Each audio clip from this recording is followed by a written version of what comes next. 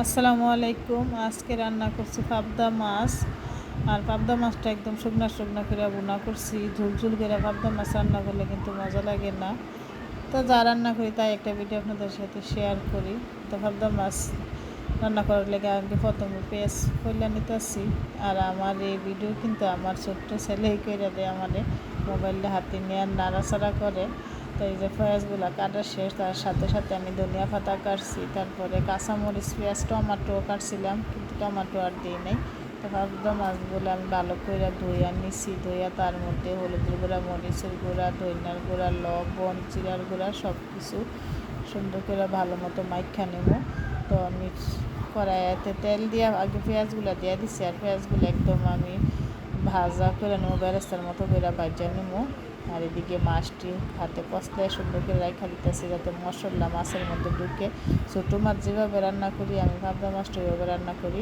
আর যদি পাবদা মাছের সাইজটা আরও বড়ো হইতো মাছের, তাহলে আমি ভাজা নিতাম। যেহেতু মাছগুলো এত বড় না, ছোটো ছোটো, এই জন্য আমি এইভাবে হাতে মাখাই রান্না করতেছি। তো এই যে পেঁয়াজগুলো কিন্তু সুন্দর মতো ভাজা হয়ে গেছে।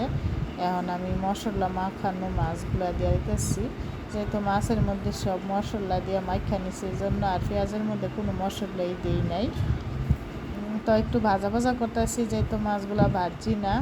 এই যে সুন্দর মতো করে চুলার আঁচটা কমাইয়া ভাজা নিছি, নেওয়ার পরে পরিমাণ মতো পানি দিচ্ছি। তো আর একটু পানি, যেই বাটিটাতে মাইখা নিয়েছিলাম ওই বাটিটা, তাই একটু পানি দিয়া দিচ্ছি। একটু সুন্দর করে ঢাকিয়ে দিচ্ছি এখন।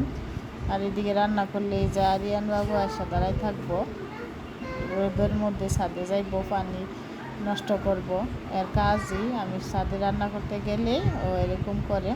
তো এই তো মাছ রান্না কিন্তু প্রায় হয়ে গেছে। আর যেহেতু এই মাছগুলো ছোটো, অল্প সময়ে রান্না হয়ে গেছে, তো এখন আমি ধনিয়া পাতা দিয়ে দিছি।